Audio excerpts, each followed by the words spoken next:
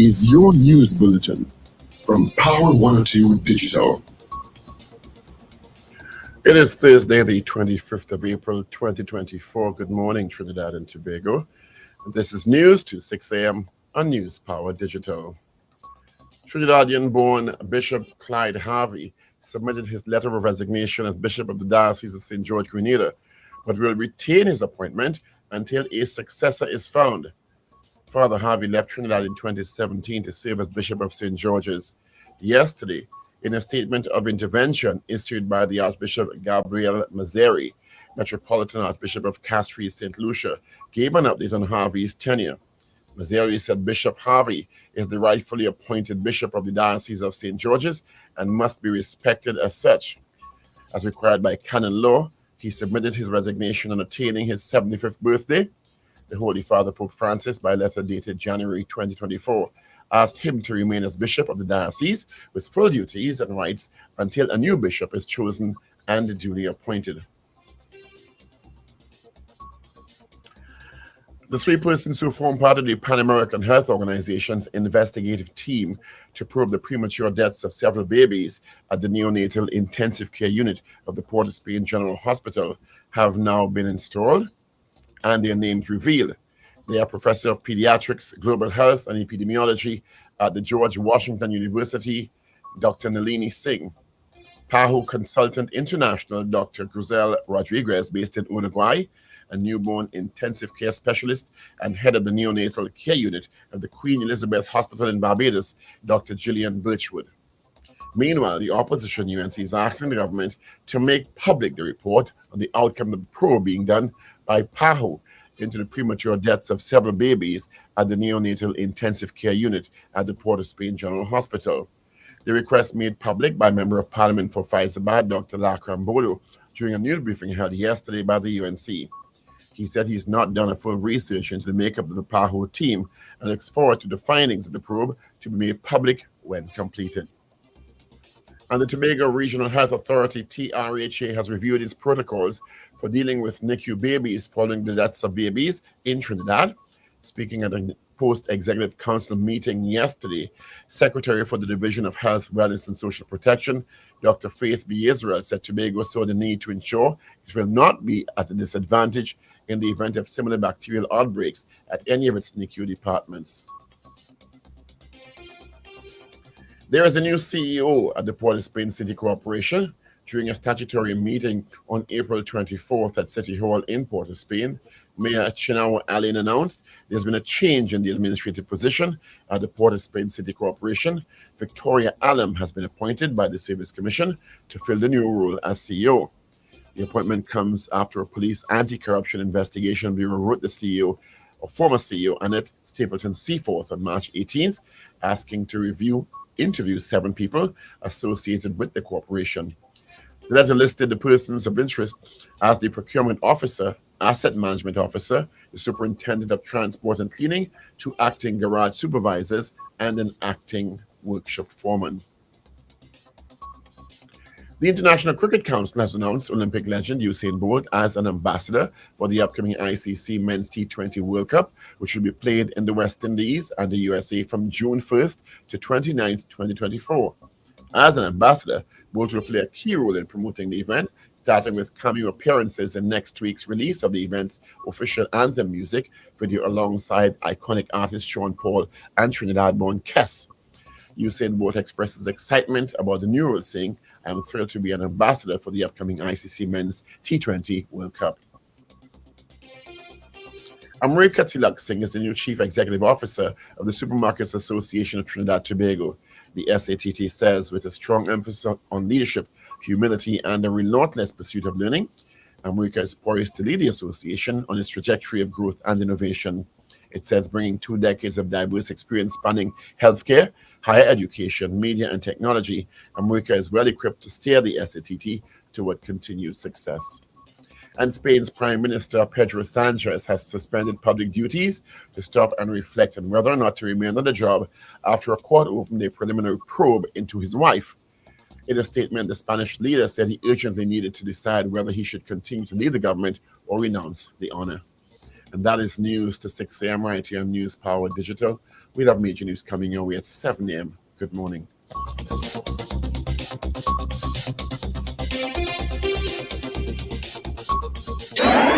Up to date and credible. Power 102 Digital.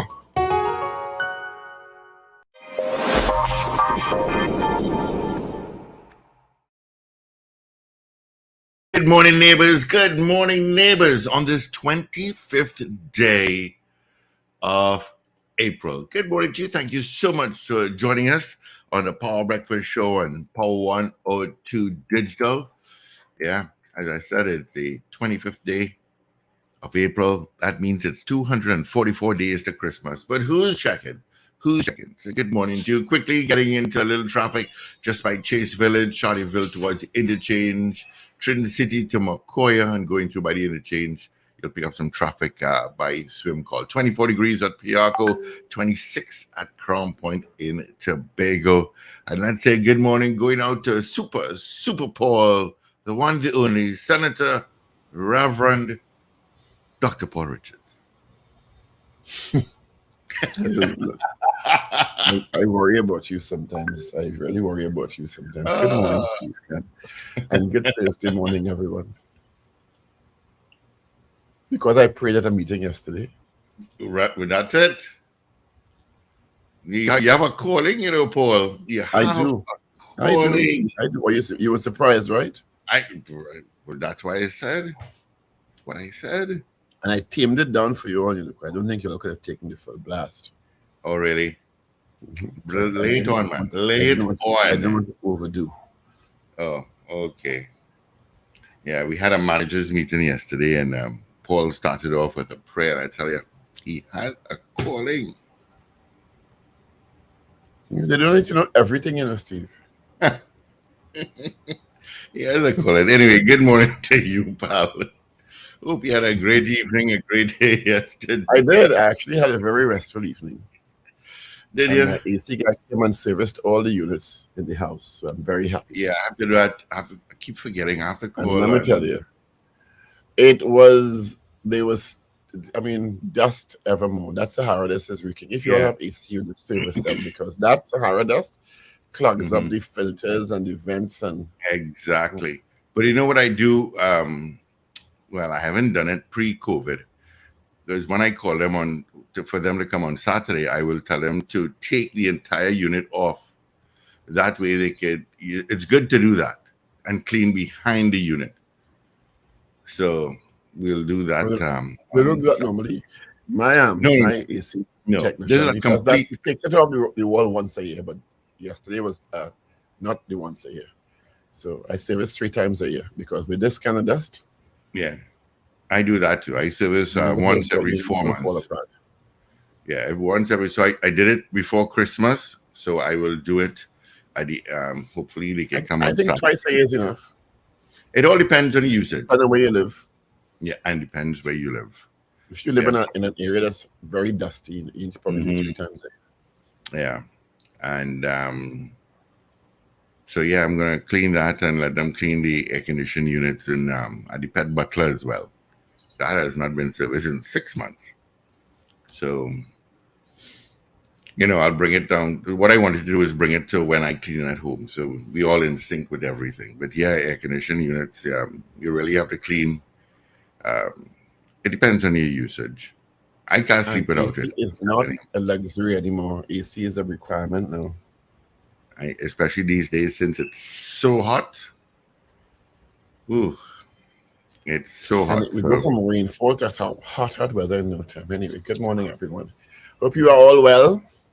Yeah. Good morning to you. Started the cricket meeting or the cricket conference, chaired by the Prime Minister, if I'm not mistaken, to be chaired by the Prime Minister. Yeah. I saw some. Is that being held here or Barbados? Is here. Because I saw the Minister of Foreign and Caricom Affairs welcoming 2 cricket legends, Vivian Richards and Garfield Sobers. 2. I saw him in 2 pictures. So. Well, good. I want to start off with some great news this morning, and it went viral on social media. Ravi B. He's got a nice white husky kind of mixed dog. It's like a short breed kind of dog. It's a young dog, and someone stole the dog night before, and I thought the dog was lost. no, someone stole it. They actually had video of somebody running with the dog, Wow. and so the dog is now back with Ravi B. Yeah, so he got back the dog. Yeah, he got back the dog. So that's some great news. People don't understand when they steal someone's. It was like stealing a family member. I'm just gonna say it, family member. The animal itself is at a loss, and they can go into some serious stress. I mean, there are people that abandon animals, and then there are those that steal. And dog theft is certainly quite up there. A lot of people, you can't have a nice dog anymore, because somebody else wanted more than you. So that is some great news. So kudos to all those involved and all those that shared it, I'm sure. Yeah, so, and tomorrow, actually, TTSPCA is having an adoption drive on Saturday. So tomorrow, we're going to chat with Sarah Maynard. And she's also the owner of your favorite roti shop, Paul. So, Which is? Hot Shop. It's not. It's not your favorite roti? No, it's not. Well, you could have fooled me. If I'm poor, I'd go to that, but I would say my favorite roti shop is either Wings or Juman's. I had a Juman's roti for lunch. I like Ali's and Passion within Tunapuna, but Hot Shop is okay. If you're in Port Spinning, I can drive to the east to get a roti. Yeah, true. I had a Juman yesterday. That roti was huge, but it was so yummy. And that was like 3 o'clock. I can't eat a whole Juman's roti anyway. No, What's happening in the news? Well, what's happening in the news? I have no. I didn't even watch. There seems to be some sort of resolution by happenstance that Bishop Clyde Harvey has submitted his letter of resignation in Grenada. Mm-hmm. I don't know if this controversy has anything to do with it. When there was a petition launched by a fellow priest challenging whether or not he was a good leader since he's there since 2017, Bishop Father Harvey, that is. Mm-hmm. But according to apparently Roman Catholic canon law, Father Harvey turned 75, and I think at 75, but is it retirement or resignation? I don't know. I don't know. I'll have to dig up on that story a little bit while we're on the air. Yeah. But anyway, he's tendered his resignation. He's totally retired, not resigned. I'll dig it up a little bit here. I'm getting buff. I did not say hellos to people, so let me do that quickly. Let me screw it up. DJ Ray in Tampa, good morning. Wendy and James, Marcia Rock out in Orlando. John Cato. Oliver Man Warren, Garcillian Valencia, Wayne B, still in Trinidad and Tobago, not in Georgia. He doesn't have Georgia on his mind at all. Hope you're having a great stay, Wayne B. Boy Bedesi, Rena Budu Jennings, Slick Money Grip, Maria Celia, Ray out in West Palm Beach, Florida. Morning to Ray. CJ New York, Cheryl Charles, good morning. Carol Guevara, Alistair Hart, Ian Andrew Nawalu Lee, I think you're out in Dubai. Good morning to you. Michael Robinson out in Yokohama, Japan. Morning to you. Gloria Gray, Carol Joseph, Josie Richardson, Carl M. Jack. I worry about myself. He's a Hillview boy. Who's that? All right. Showen Kerr from Arima, good morning. Mrs. R, Brent Sylvester, Subhash Mangal, good morning. On Facebook, we have Sankofa, Dan Raj, Trev in Arima, and of course, we have Val. Good morning to you all as well. All right. Someone just sent me. Mm-hmm. Morning, Captain Ron. I saw this yesterday, an article in the Newsday by Ryan Hamilton Davis, who is the journalist who wrote the article. Mm-hmm. And the headline is Business stalwart tells voters, choose the crook, not the muck. And the statement, the quotation is being attributed to Ronald Harford, who of course he's the former banking magnate, right? Mm-hmm. Anyway, and I will quote from the article. When I saw it, I said they must be misquoting this man. I said they must be misquoting this man. They have to be misquoting this man because no one would well, I wouldn't say that. Let me put it that way. So let me read from the article for you goodly people out there. And maybe he was talking tongue in cheek. Maybe he was being figurative and using a euphemism. But the headline is Business Stalwart Tells Voters, Choose the Crook, not the Muck. So I quote, with elections a little more than a year away, people are already contemplating their choices that they would have to make for whom they would elect to lead the nation for the next 5 years. Author and business leader Ronald Harford shared advice on voting while speaking to business stakeholders at the Distinguished Leadership and Innovation Conference 2024, saying, when having to choose between two options that one may not necessarily like, it is best to choose the lesser of two evils. Open quotation marks. Sometimes you come upon a conundrum, and this is what the paper is reporting, and I hope they're reporting him right, and I'm not adding to the misquoting because it is shocking what you will hear. Sometimes you come upon a conundrum, a real difficult problem that you don't know how to sort out, and you have to make a choice. It so often happens today, particularly in the political arena. You have to make a choice, but you're not happy with one, and you're not happy with the other, Harford said. So it goes on to another part of the quotation. When placed in such a position, you have to make a decision between a muck and a crook. This is a very difficult one, but I will share the perverse wisdom I have read in a local newspaper. Well, I guess he's quoting a newspaper, so it kind of makes sense now, because I was wondering if this is a direct quotation from him. He said, I will share the perverse wisdom I have read in a local newspaper. Should the occasion arise, always vote for the crook, because the crook may not always be a crook, but you can say that for a muck.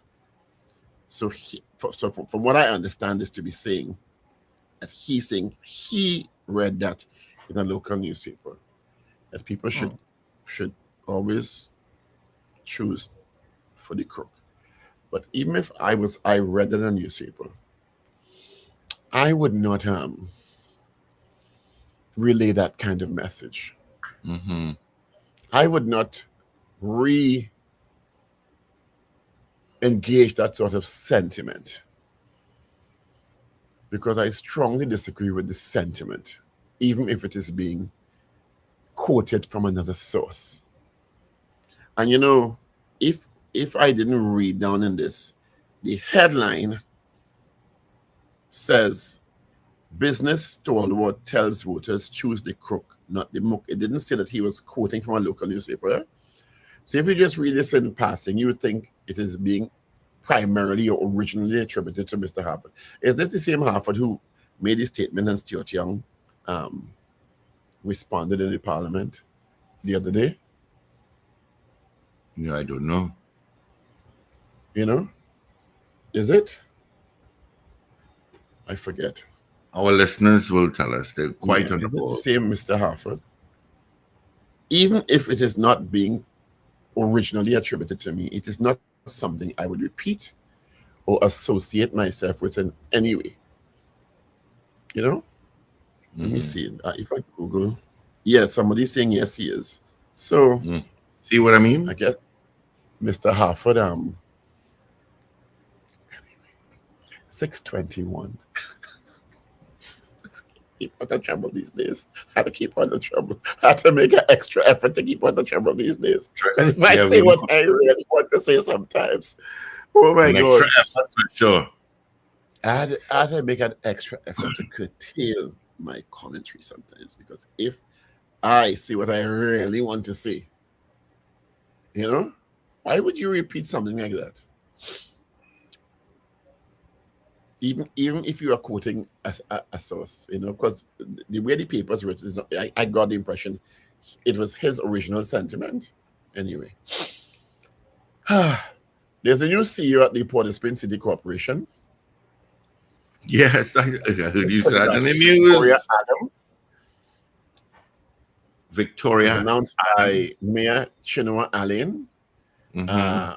Mrs. Annette Stapleton Seaford, who has been there for a while, is maybe she's on pre-retirement leave, because I know she was due to head off to retirement soon.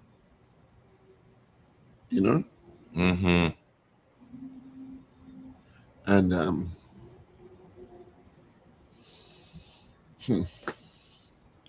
well, of course, recently, Mrs. Stapleton Seaford got a letter from the Anti-Corruption Bureau. Uh, I guess maybe in her final day or days as the CEO of the Port of Spain Corporation, informing her that the police are interested in interviewing 7 people related to some sort of procurement issue, alleged breach of procurement procedure. So Mhm. we'll see how that goes. We'll see how that goes. Big story continues to be, of course, the deaths of the babies at the NICU unit in Port of Spain. Tobago, RHA has indicated through Dr. Faith B. Israel that they will be reviewing and ramping up their NICU protocols so that if there's a bacterial infection, that it is dealt with expeditiously, given what has happened in Trinidad. So the PAHO team has been named. Quite, if you do a Google on their names, they're quite leaders in their field. Dr. Nalini Singh, who is a professor of pediatrics, global health, and epidemiology at George Washington University, Washington. That's a very prestigious university. Beautiful campus. I've been there several times, but that's a very prestigious university. PAHO's international consultant, Dr. Grizel Rodriguez, based in Uruguay. And Barbados's Dr. Gillian Birchwood, who is the newborn intensive care specialist and head of the neonatal care intensive unit at the Queen Elizabeth Hospital in Barbados. So those are the 3 people who will be leading PAHO's charge into the investigation, the probe into the deaths of 7 babies in that clusters is being described between, I think, is it the 4th and the 9th of April? Of course, names and parents are being added and babies are being added to Yeah. And they're quite esteemed in their field, I must tell you that. Yeah. So, are you going in on that chat, boy? You should read the news today. Read the whole article. Yeah. So, Ian Lee out in Dubai. Ian Andrew Nawalo Lee, I do believe you were in my class. It was nice to hear from you, though. It's been a while. It's been a long, long time since school. So the UNC held a press conference yesterday. Dr. Lakram Bodo and Julian yeah, John, I didn't watch it. Julian John, and they are calling for the report that comes out of the probe into the NICU unit to, if you're watching me bad already. Good morning, Ragoobarsingh. Good morning. Good morning, Paul. And good morning. Anxiety attacks. Sometimes I have the news script up and it obscures the view of the platform. So I don't see him. So if I move it sometimes, I see him watching me there yesterday. He still texting, he pulled it back, he deleted it because I added him to the stream. But let me tell you, whew. Anyway, good morning, Mr. Ragoobarsingh. And good morning, guys. And good morning to our listeners and viewers, wherever you are. Yeah. So the Good morning, UNC is Rich. calling for the report from the probe when it's completed to be made public, which I fully agree with. Definitely. But that could be a subject of question this morning. Should the report coming out of the probe in the NICU unit in its entirety, not edited or redacted, be made public?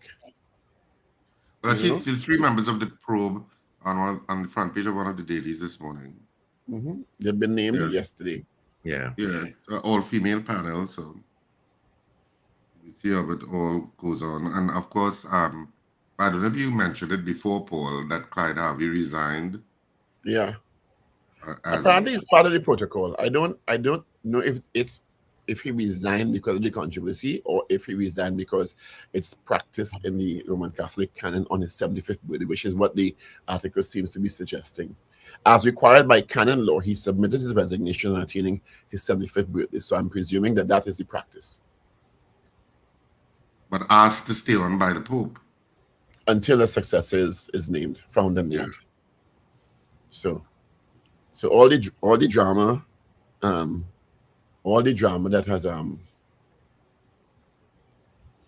that has ensued with the petition being circulated by, is it Father Gerard Powell, seems to be now null and void.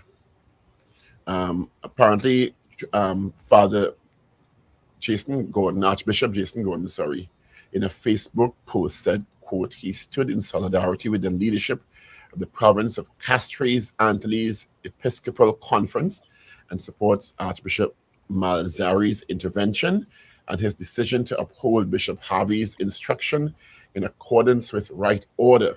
He added, I continue to pray for all the people of God in Grenada and for a peaceful resolution by all parties involved in the spirit of brotherly love and grace. Even the Catholic Church have drama. I don't know. The Catholic Church has had drama for centuries. I know. Hector, is it that you're suggesting that the report is a no-brainer, or Mr. Harford's quote of the quote is a no-brainer? Did you hear the quote I gave earlier? No, I didn't. What was the quote? I was letting the goodly people know of a Newsday article related to a quote from being attributed to Mr. Ronald Harford. And the headline of the quote is, business stalwart tells voters choose the crook, not the muck. But later down in the actual article, and Mr. Harford was quoted as saying that if you're faced with two choices, neither of which you are happy with, and I'm quoting again, when you are placed in such a position, you have to make a decision between a muck and a crook. This is a very difficult one, he said, but I will share the perverse wisdom, but he called it perverse, that I read in a local newspaper. So, should this occasion arise, always vote for the crook, because the crook may not always be a crook, but you can't say that for the muck. And I was saying that I would not even repeat that level of perversion. Even though you just did? Well, I was quoting. I didn't say I quoted. I was reading from the newspaper, sir. I would not associate myself with such sentiments. Okay. Travelers, good news for you. Oh yeah, I didn't even read that. I saw that pop up, but I didn't have time to read Good it. news for you, travelers.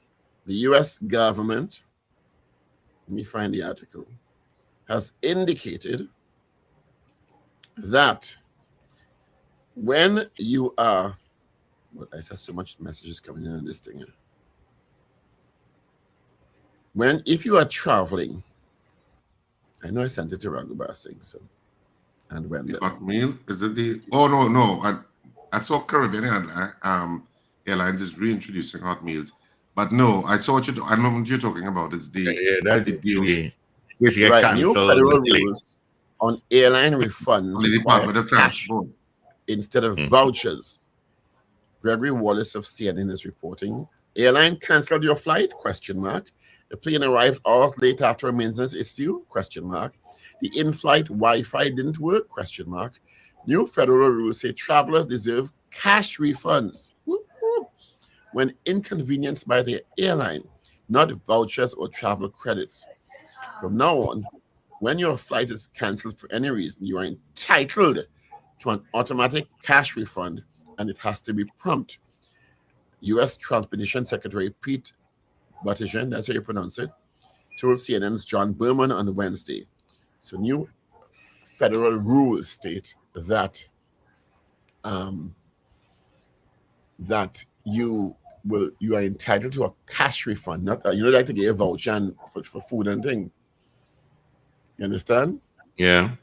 So it could be $25. man. I recently, when I went to New York last time, I told you all the flight was supposed to be 7 p.m. Went to the airport.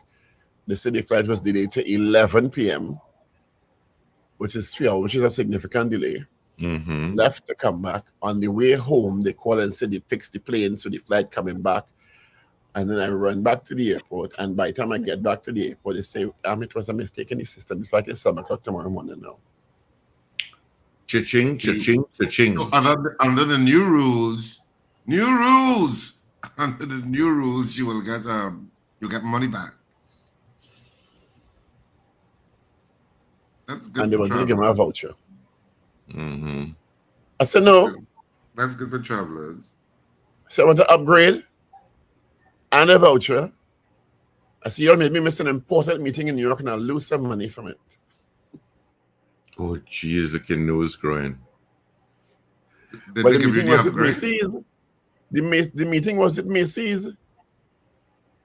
Yeah, that's a very important The meeting. meeting was at the mall. Really? And savings at the mall on that day. So I So didn't what was the outcome? What was the outcome? They gave me an upgrade. I didn't have to pay for my bags going or coming back. Lovely. And I got several meal vouchers for Subway. Now I'll get money. You got miles too? No, I didn't get any miles. Oh, okay. So that's good news. Hector said the poll is a no-brainer. Hector, you'd be surprised. There's some people who like secrecy in this country. Yeah, true. Some people who would say, no, don't make the reporting to the PAHO reporting to the NICU public because it may open X and Y to liability. That could be the subject of our question this morning. Unless Hector has another poll he'd like to suggest, which I'm quite open to, or Richard or Steve. Coming up after 7, we'll have Assistant Professor of the Practice in Data Science at the University of Virginia School of Data Science, our own Renee Cummings, who's also a criminologist. So we could ask her a lot of stuff, but she'll give you an insight into the new world of AI and data management and what you should and should not be doing to protect your digital DNA. Renee says that she does not have Alexa anywhere in her house because Alexa is always listening and getting good morning, Alexa. Alexa, hi. Hello, Alexa. She answered this morning. She's always listening and culling your data for major corporations like Google and Apple, etc. Whether or not you think she on, unless you unplug her. Same with your phone. Have you ever been talking about something, Richard, with a friend or a colleague or a family member, and you get an Amazon alert telling you about where you can get it? Mm-hmm. Why do you think that happens? By the divine intervention? No. Because it is always listening whether you feel the phone on or not, and it is sending data to all these big companies who in turn have a DNA print of you and sends you what you say you're talking about or that you're interested in all the time. And I don't know if people know that. And of course, once you look up anything that can be monetized, whatever information you're looking up, you could be looking up for whatever reason. But once it's something or that click, can be or you might not be monetized, looking, you might just click on something that comes across your page. Yeah, you start getting, messages about it. But to me, that's less insidious than actually just talking about something, the phone listening, or Alexa listening, or your computer listening, or your TV listening and watching you. Sometimes people break into your TV, and so I have the TV camera tape up because that has happened in the US and the UK. People hack into your TV because it's online and macroing your business. Strangely enough, I don't think any of my TVs have cameras in it. But I would, if I were you, I wouldn't have cameras either. Yeah, so I never. Oh no. So she's going to let us know about how you can protect yourselves and what's happening in the world of data management and all of that, because I mean it is actually a frightening new world. It should be interesting. It will be a very interesting conversation. But I love all of that stuff. So, how can you make life easier? And I know data management is part of it, protecting your data, because your data should be yours to monetize and not other companies. And So, should what companies behavior, what independent center you were talking about yesterday, sir? Could you you're talking elucidate us? I'm talking the heck on the chat. or you would switch to something else. But anyway, yeah, that your data should be yours to monetize and not other companies. I think some people are along that line. Or you should be paid for using it, for companies using your data. I fully agree, because I think that and that's how they make their money. They make their money by gathering, culling data on you. They have your DNA profile, your personal preferences, your choices, what you're interested in, what you're not interested in, what TV show you like to look at, how long you like to look at the TV show, what you switch from, what foods you're buying, what foods you scan, what you're looking at on Instagram, what you're looking at on TikTok. So they have a profile of you. They have literally a digital profile of who you are and your spending habits, your credit card spending habits, your bank card spending habits. So they know exactly who you are, what your preferences are, and what to send at you. Renee goes so fast to say that there's a new paradigm that suggests that our choices may not even be our own free will, because of the amount of stuff that you're bombarded with. After a while, it influences your behavior. It's really a stunning new field, and I'm glad that Trinidadian is leading the charge, because she's among the top 100 in the field, in the world. So, and she's doing very, very well, making us very, very proud. So, anyway, those are some of the big things happening in the world of Trinidad and Tobago. Father Harvey, of course, NICU, and the tragic deaths continue to be the main story dominating the newscasts and the news cycles in Trinidad and Tobago. Did you see, just as a matter of I don't want to say trivia, but trivia, did you see the horses that escaped and ran through central London? Yes, and damaged people and injured people. I thought you would have showed that video, yesterday. You could have sent it to me. It was on BBC. You want me to do everything? Yes. If you get the videos, goodly gentlemen, send them to me. I will do everything else and download them and prepare them for broadcast. Okay, I have one to send to you now. You understand? I could probably still do it. It will take a little while. The computer gave me hell. Because I think a high computer, I may behave myself and not say anything on your computer. Because as you say anything on your computer, they have this to give trouble. You ever realize that? Absolutely. You ever realize that? Absolutely, because I had to replace my desktop. Because I told you a while ago, my desktop had crashed, and so I was in the midst of replacing it. And I mean, I can't complain. It has been around for years, so it did its duty. But so I'm using a laptop, and then as the desktop is about to replace, the laptop starts to give trouble. Can you believe that? It started to say, oh. From the time you say that, or a fridge or a stove, they still give real hell. Real trouble. So, at the end of this year. Usain Bolt has been announced as an ambassador for the ICC Men's T20 World Cup. And Sean Paul and Kes have done the official anthem. And they'll be releasing the music video of Sean Paul and Kes' new anthem for the ICC T20 World Cup, which will be played in the West Indies and the USA from June 1st to 29th. You all realize that the USA has been trying to get in the cricket hard for the last 10 or so years, but you realize that, right? Well, but they haven't made the kind of headway that they thought they could have made. Remember, they're all right with football.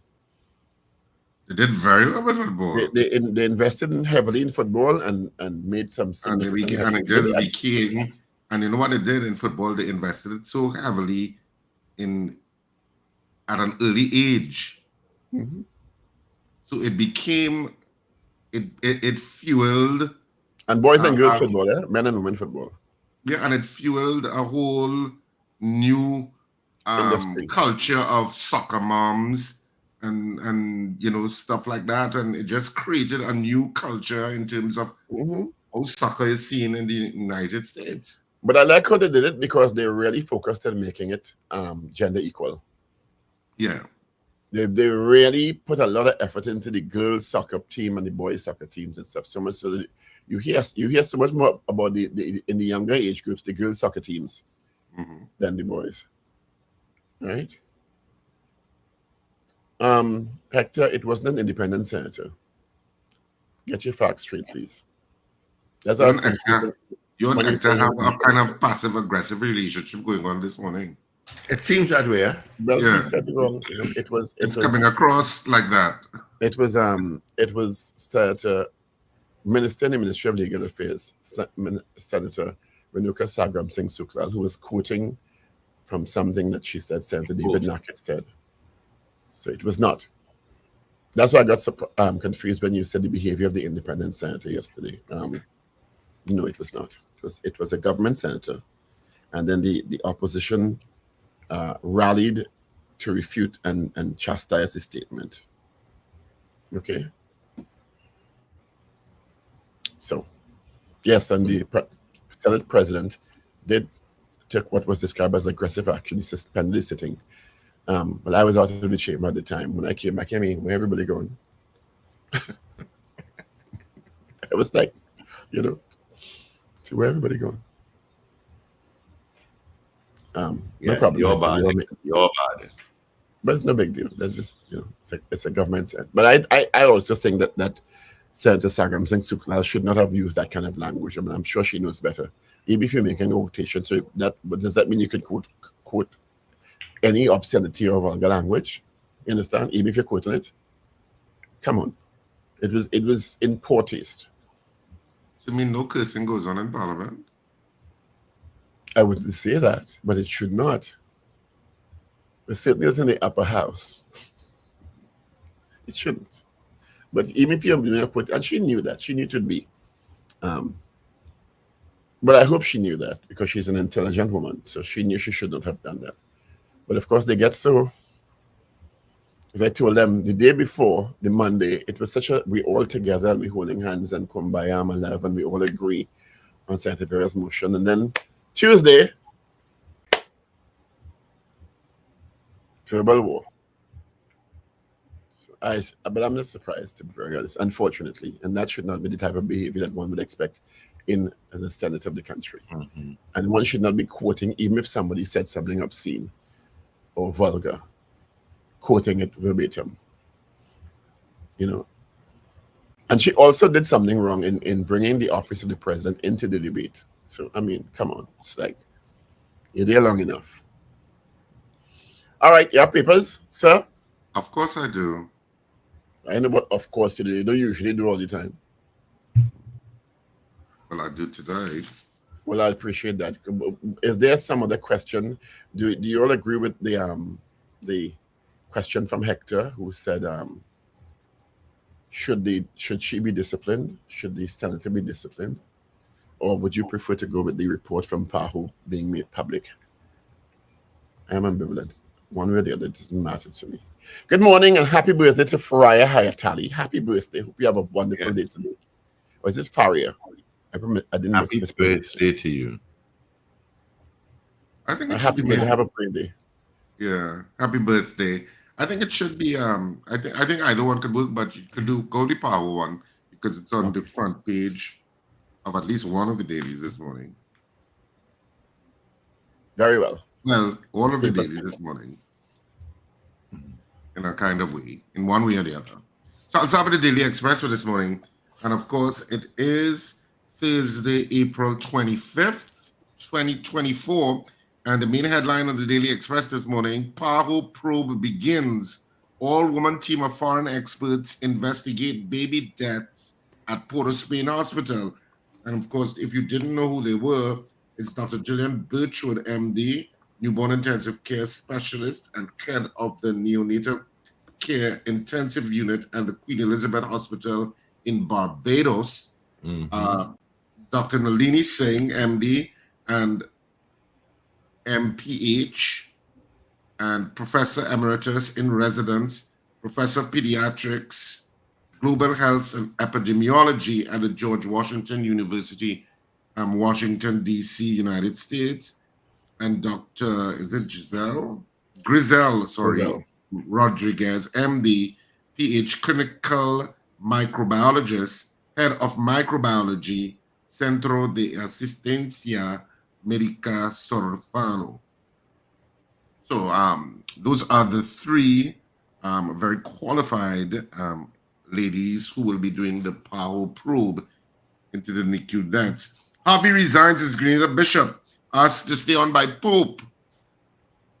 And that's it. Basic fire officers sleep by trucks. That's also a sub-headline on the Daily Express this morning. On the back page of the Daily Express, politics over cricket. Bassarat defends TTCB actions again. And, well, that's what you need to know, I guess, on the front and the back page of the Daily Express. Moving along to the Newsday today. Front page of the Newsday.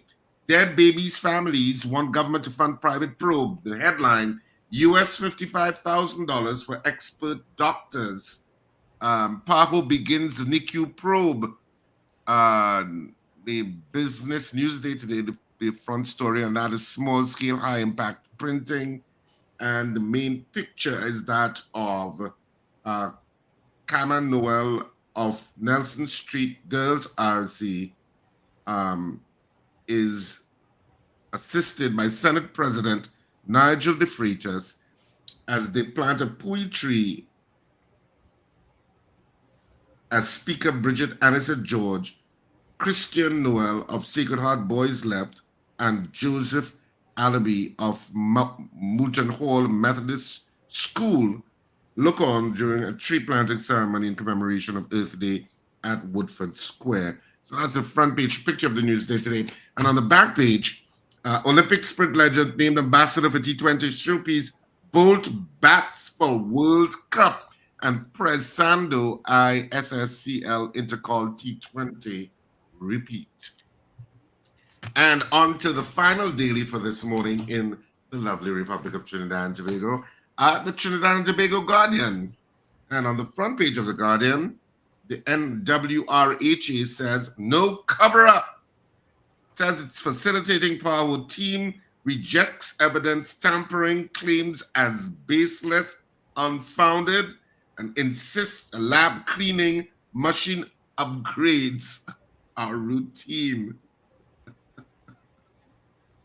Oh God, Trinidad has no shortage of issues, I tell you. So insist that lab cleaning and machine upgrades are routine. Apparently, said there was some lab cleaning taking place and some upgrade of machines taking place, and people were speculating, or they're trying to fix up the place because PAHO come in. I don't know.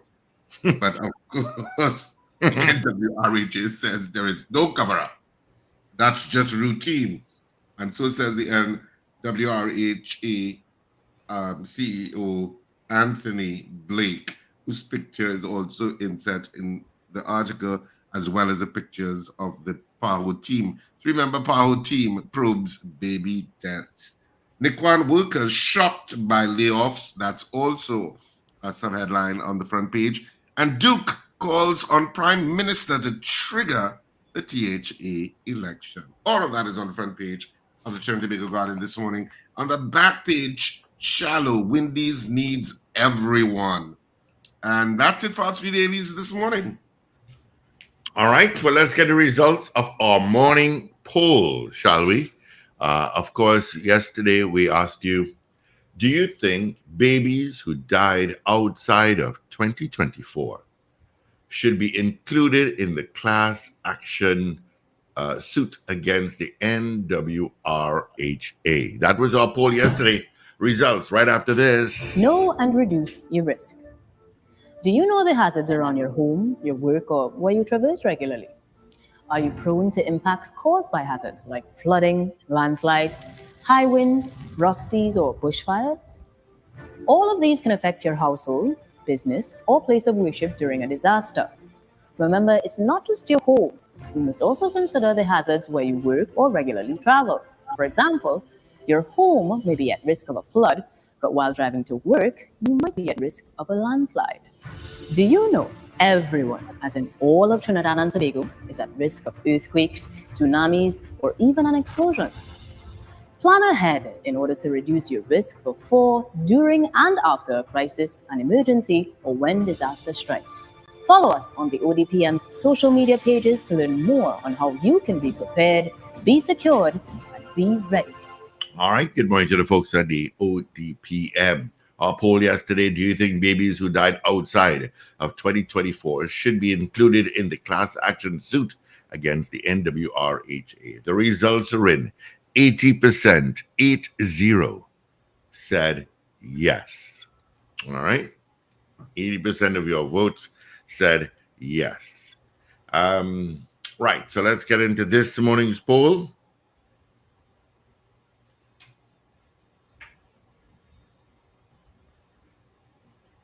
All right. Right. There we Name are. And the poll is, do you think the final power report into the deaths of babies at NICU in Port of Spain should be made public once completed? Do you think that the final power report into the deaths of the babies at the NICU in Port of Spain General Hospital should be made public once completed? That's our poll this morning. What says you? 222 talk 222-8255, North Americans 866-525-1099. And just in case you are North American joining us for the first time ever, that's an absolutely toll-free number, 866-525-1099. Let me say it a little slower, 866-525-1099. People on all the streaming platforms, whether you're watching us on LinkedIn, Facebook, Insta Live, wherever you're watching us, you can also send your votes via the respective messaging portals on those platforms. And those of you watching us on television, MeTV on channel 111, is it 111? Yeah. On Flow is channel 111. Digicel is channel 20. Amplia channel 117. Right. So all of those channels, if you're watching us there, you can send us your vote too via WhatsApp at 868-318-1021. Let me repeat that number since I kind of stumbled a little bit. 868-318-1021. So you can also vote on the poll from the comfort of wherever you're sitting. All right. Or lying. John Cato says yes. Josie Richardson says yes. Wayne B. out in Trin City says yes. Dimitri says good morning. CJ in New York, yes. Brad, yes. Val says yes. Good morning, GNC Auto Security. Good morning to Mr. Irvin Friday from Arima.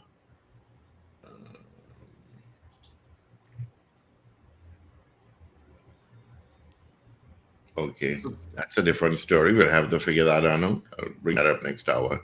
Let's see. Slick Money Grip. Yes. Shuin Ke.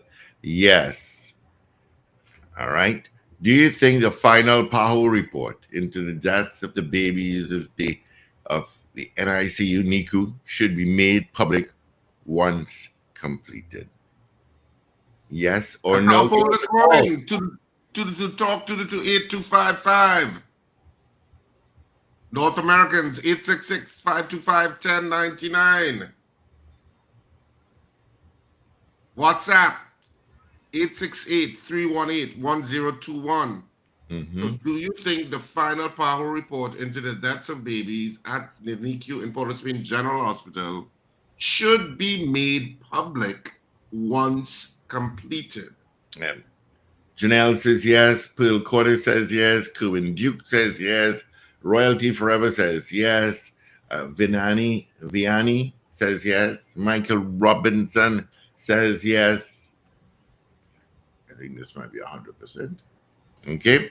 Do you think the final PAHO report into the deaths of the babies should be made public once completed? Julia Espati says yes. Lester Craigwell says yes.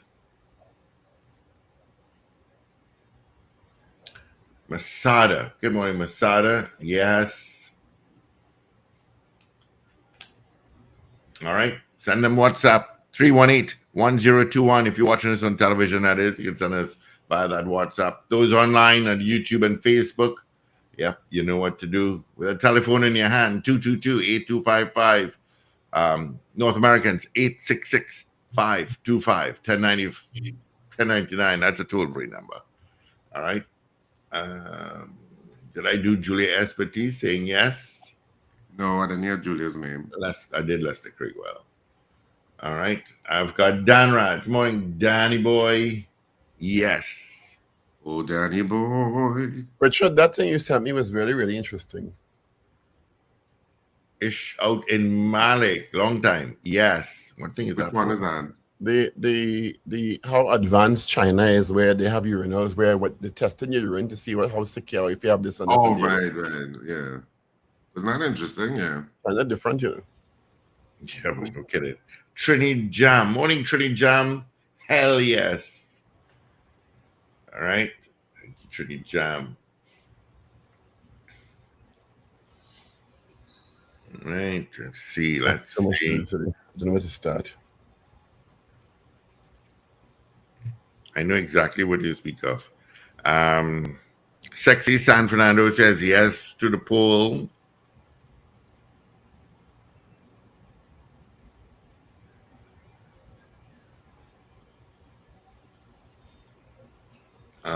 Let's see. Finbar Collins says no. Alistair Hart says yes.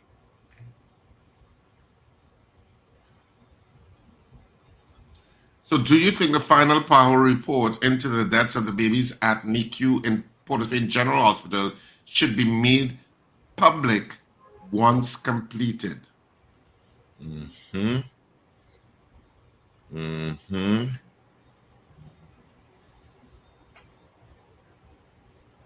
That's our poll this morning. 222-TALK, 222-8255. North Americans, 866-525-1099. People on our web and streaming platforms, you can vote by sending your vote via the messaging portals there. WhatsApp, 318-1021. Put the code before it, the TNT code. 318-1021. You can vote even if you're watching us on TV. You can WhatsApp us your vote and we will give it. Mm-hmm.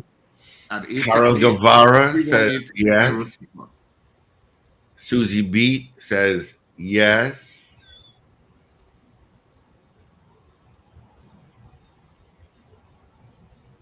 Mm-hmm.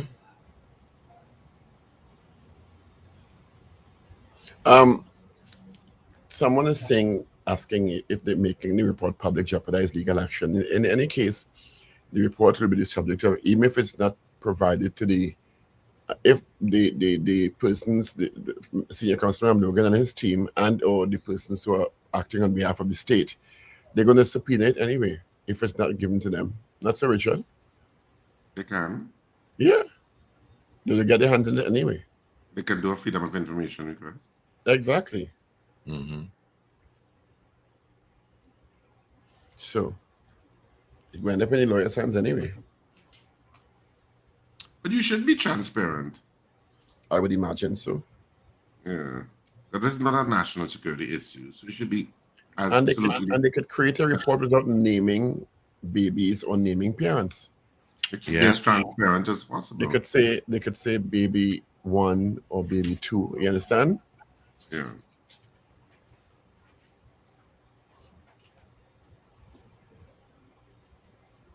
Are you concerned that there was some lab cleaning allegedly and upgrade allegedly prior to the power report taking full up? This is alleged because I'm just saying it's on the front page where the NWRHA is saying that no, this is just routine.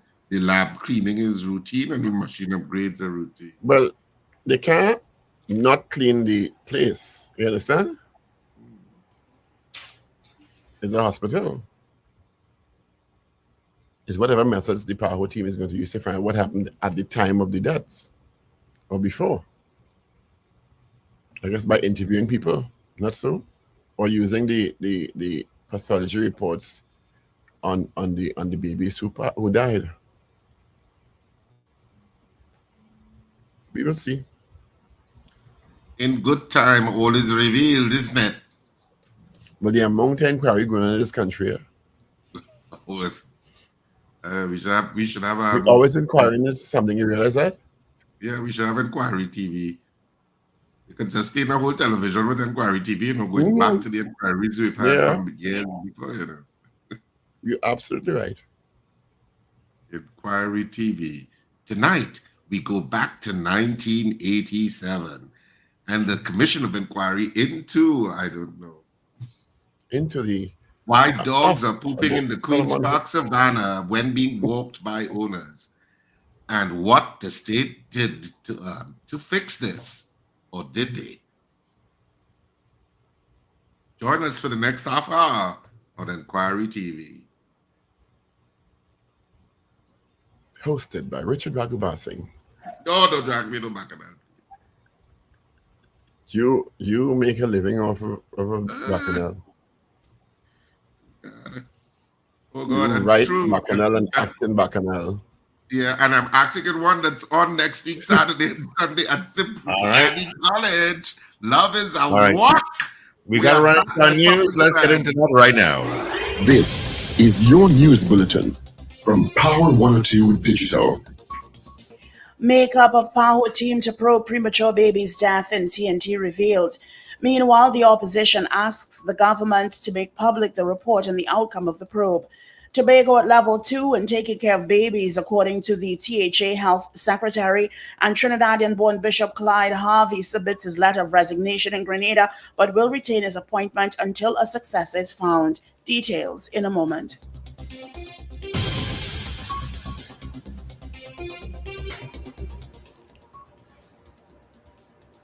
This is News 2, 7 o'clock on Power 102 Digital. I'm Avril Sintil-Bab. Good morning.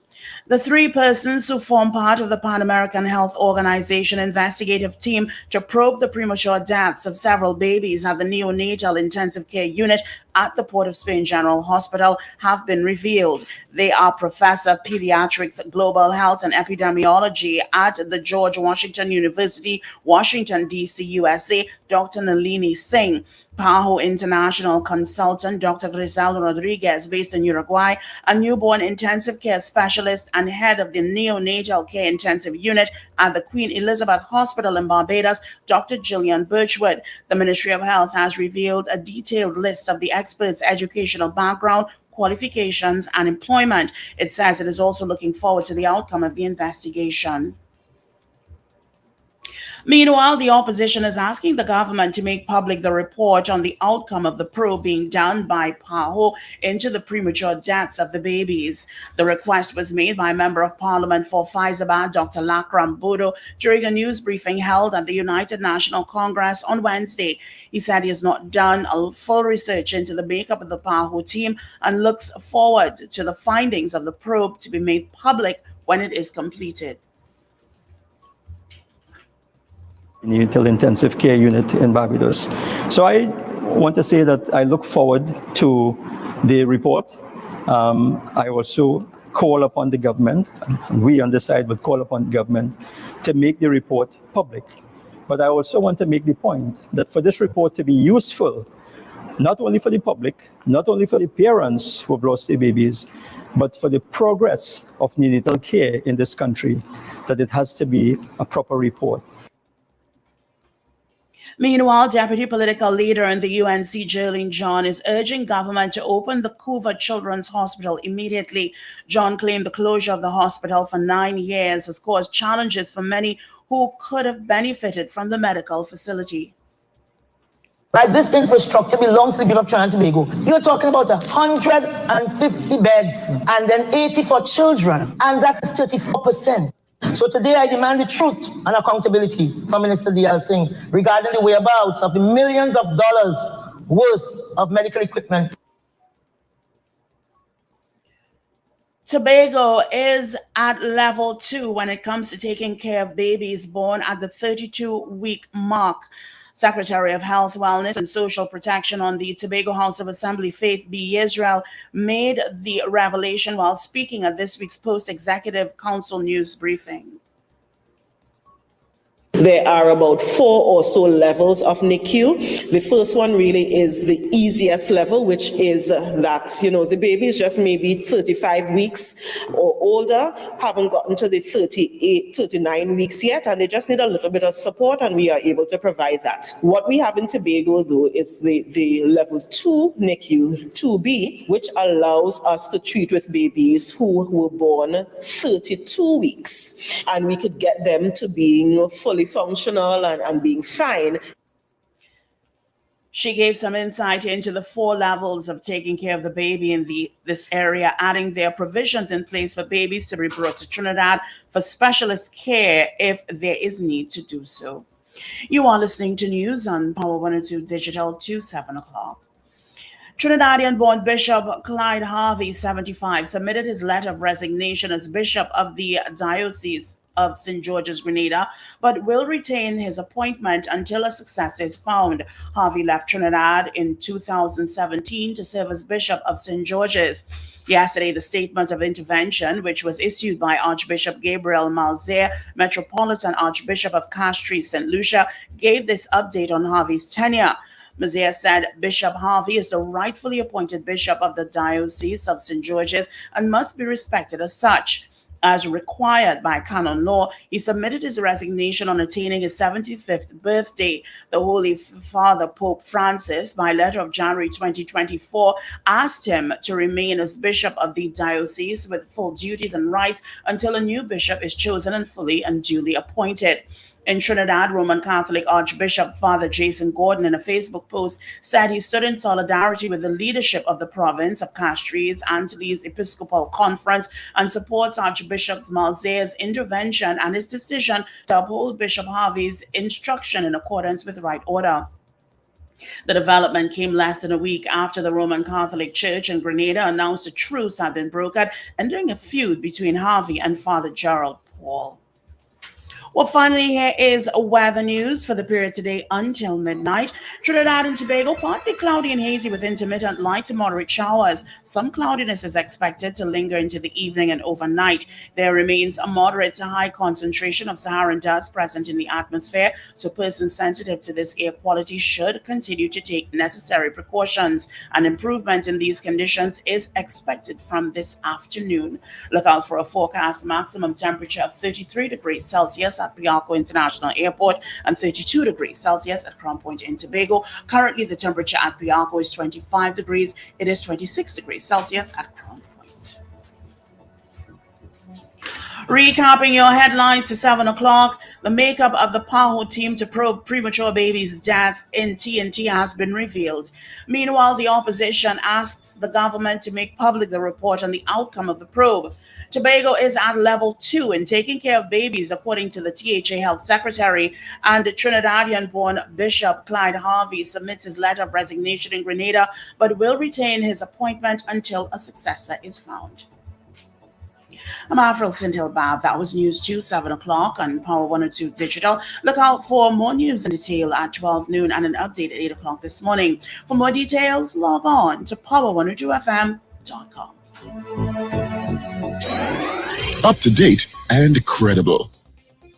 Power 102 Digital. All right. Thank you so much, Avril, for our major news. Thank you so much. You can join her again. Come at 8 o'clock for our news brief. All right. Traffic-wise, it's that time. We got no issues to tell you about. Just Trin City to Orange Grove is heavy. After that, it's lighter heading towards UE and then Curab straight into Port of Spain. Eastern Main Road, you're moving, but slowly. All right. And of course, on the Solo, you'll pick it up just after Sugargonas heading northbound. Right, so that's it. All right, let's see if we have any more votes to tell you about. We have Beauty Culture saying yes. Faria saying yes. Yes, that's the birthday girl. Hector said yes. Let's see.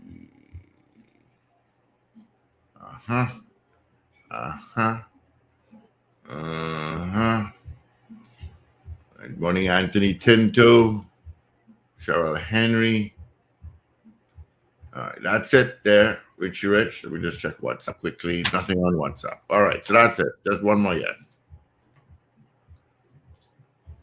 So our poll this morning was, do you think that the completed report by PAHO should be made available, should be made publicly available at the end of the report?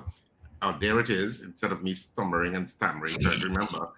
Do you think the final PAHO report into the deaths of babies at NICU in the Port of Spain General Hospital should be made public once completed? We had 30 people voting in the allotted time. Of the 30 people, 29 of you said yes, and the PAHO report should be made public. One person said, I don't know, I don't think so.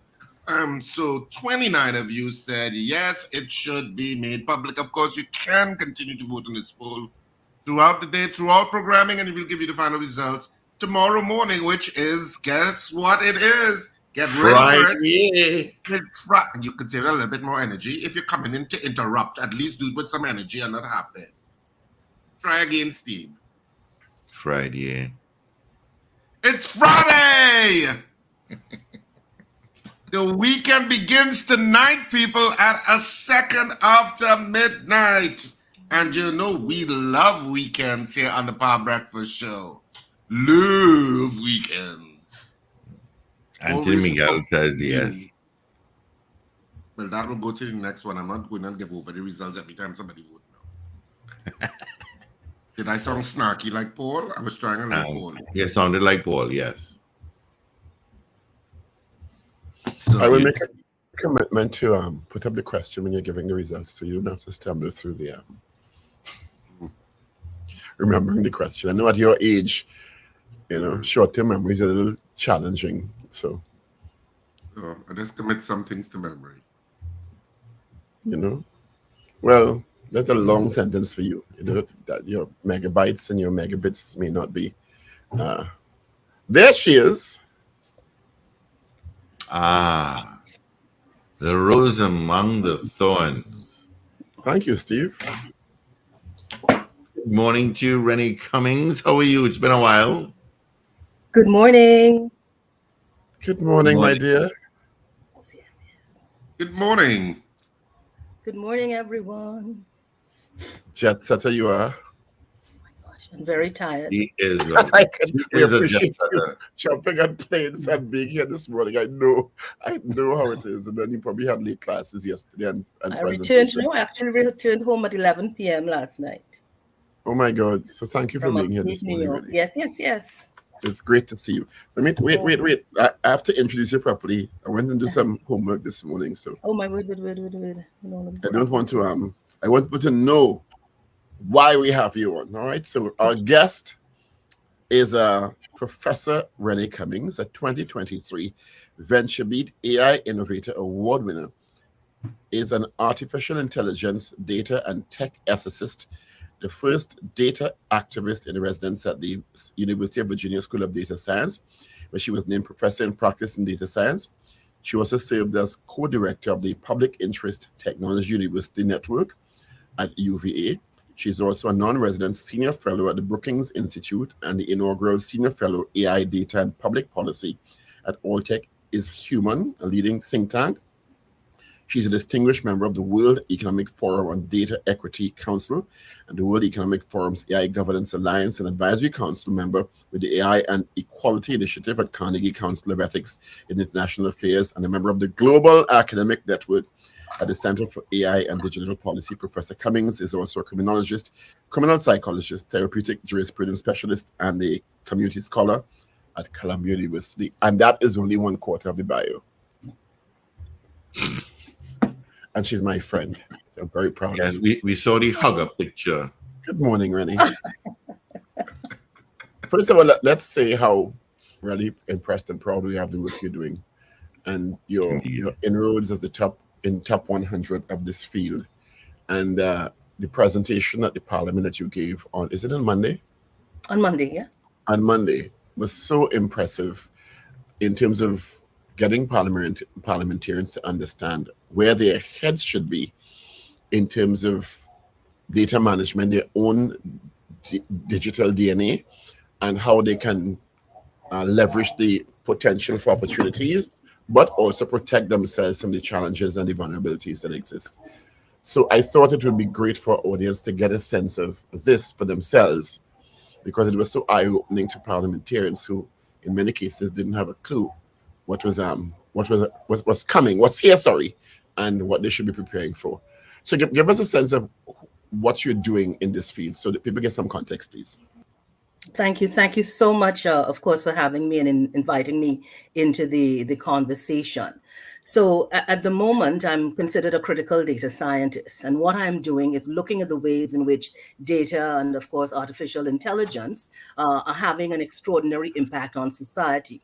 We're seeing data and AI being used in very significant ways to advance society at speed and at a scale that we could not have ever imagined, because of some computer science and statistical processes and data science processes such as deep learning and machine learning and unsupervised learning that's really taking data into a direction that is unimaginable. But where there are great rewards, there are great risks, because many societies, many countries, many communities were not really prepared for the advent of artificial intelligence as it has come in this incarnation. So what we're seeing is data abuse, every process, every solution, every system. But then we're also seeing that data could be not only monetized, but also weaponized against us. So I work in artificial intelligence, and I work in data science, and still working at the intersection of national security, criminal justice, defense, and data, and of course, AI. Why should this topic be important to the average citizen? I understand legislators, but do you think the public understands where we are actually now in terms of how their data is being amassed and used by giant corporations?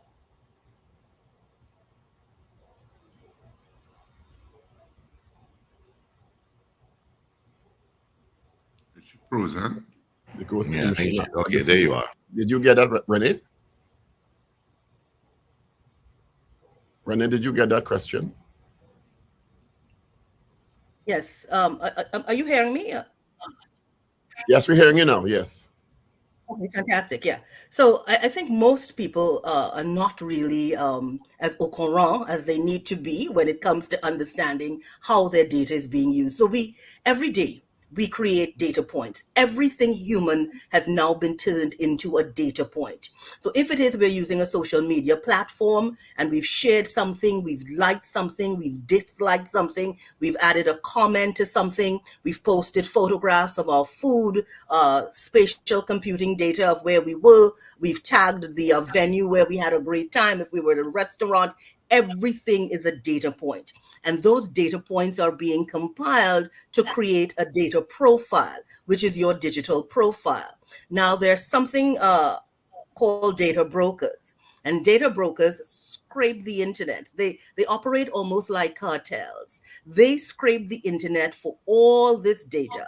And then they package and they repackage that data. They sell your data to the highest bidder, to companies that are looking for a particular kind of data. And then that data is further monetized. The average person using social media is using it for fun, using it for entertainment, using it to stay connected to family members and friends, but not understanding that that data is now being used by big tech companies to create all different types of solutions that are now being monetized. They also don't understand, or many of us don't understand, that we have digital rights. Now with digital intelligence, we are seeing data being used in ways inform decision making, and many of those hard fought rights that we have as individuals and as society, so civil rights and of course human rights, now being impacted just by something called an algorithm. And an algorithm in its simplest form, like I explained to people,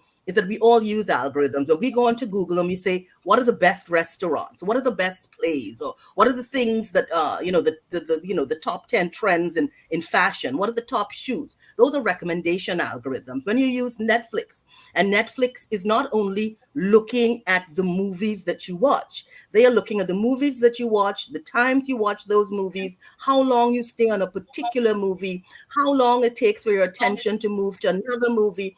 All of that disaggregated data comes together to create these profiles. So it's very important, particularly as all nations are moving swiftly to deploying national AI strategies and national data strategies, looking at safety, security, and privacy issues when it comes to their anyone who lives within those borders, and how people's data are being protected, how it's not being protected, what sort of infringements could be made on that data. Just lots and lots of conversations around AI and data that we all need to be in at this moment. Renee, a lot of times, and you're right, a lot of times people may know on a peripheral kind of level or simple level in the back of their mind that my data is important and that I am being monitored on some level by the searches I make or by what I shop on Amazon with, or wherever I am inputting information. They kind of know it, but we don't take it on seriously. In other words, the convenience of whatever I am pursuing, whatever that search is, or whatever that shopping for that item is of more value and more importance to me at that second than knowing, well, Google is watching what I'm doing. So how do you redirect people if it is that you think they should be redirected, or how much should they really be focused on those simple tasks? And that's excellent, because it's really the convenience that the developers and the tech companies know that we go for. So they know that we want to download an app. So we will click, I agree to the end without even reading the content. But we also know, and research has shown, we all are guilty, but research has shown it is impossible to humanly read all of that content in a short space of time. There's been research done with people actually reading the content that they give us on the phone. And it took people actually 3 months to read all of that. So it's really, as you would appreciate, designed by corporate lawyers who are there to protect the corporate interests of the tech companies and not the consumers or the users of the technology. Why data has become more important now is really because of artificial intelligence. And artificial intelligence is now so pervasive and part of all our lives that we really don't understand sometimes an algorithm is making a decision about us. What we're seeing now in particular sectors like criminal justice, healthcare, finance, mortgages, housing, particularly internationally, that algorithms are being used by big companies to decide who gets a loan, who doesn't get a loan, who gets a criminal sentence, who doesn't get a sentence, who gets a long, harsh sentence, who gets a short sentence. Things like insurance, your premium, all of these things are being decided by algorithms. And these algorithms are scraping the internet. So some people don't know, if you have an Instagram page and you are an avid, let's say, extreme sports fan and participant, and you are posting photographs of yourself, at the edge of cliffs or in treacherous streams or on treacherous bridges, because those are things that you like. Now insurance companies have algorithms out there searching that are pulling this information and saying, okay, this individual now is high risk. That is something that never happened in the past. Or an algorithm that decides what kind of sentence you get. So because of the use of algorithms and how powerful these algorithms are in really actually creating access or denying access, or creating opportunities or denying opportunities, more and more, in particular, you've seen the EU with their EU AI Act saying, these are the protections that need to be put in place. These are the kinds of risks with data that we are not going to take a chance with. This is the way in which companies need to behave. These are the compliance. These are the legislations in place. And this is just the way we need to proceed with AI, because since the advent of the printing press, there is no technology as powerful as AI is at the moment. So it really means that all countries need to have national AI strategies. Most countries have and have deployed those, and just conversations with any population about data, about the power of data, about how we use data for progress, and of course, advancing things like sustainable development goals. Data is also very vulnerable to attack, to bad actors, to just many kinds of challenges that countries and citizens and communities cannot take those kinds of risks moving forward. Because we are talking now about countries that are data poor, countries that are data rich, countries that have digital identities, countries that are digitally invisible. And it is really a critical aspect of progress and a critical aspect of the future that any country, any community, any citizen needs to be on top of their data, how it's being used, and how it can be used in very positive ways. And of course, the things that we need to do to mitigate any kinds of risks around the ways in which our data is being manipulated. Well, I'm glad you mentioned risk because one of the pervasive conversations, as you mentioned on Monday, in the world where global leaders are concerned, the UK is on the verge of an election, the US is on the verge of an election, Trinidad and Tobago is on the verge of an election, and the political spectre has in the past been, what's the word, intercepted by bots, AI, and micro-targeting, etc. And those first world countries understand the critical importance of protecting the democratic process from infiltration, and I mean in a sinister way, by AI. How much of that should we be looking at? Because I read an article recently about the UK government and what they're focusing on for their upcoming election and how they are seeking legislatively to protect their electoral process. What should we be looking at in Trinidad and Tobago in terms of protecting those kinds of processes?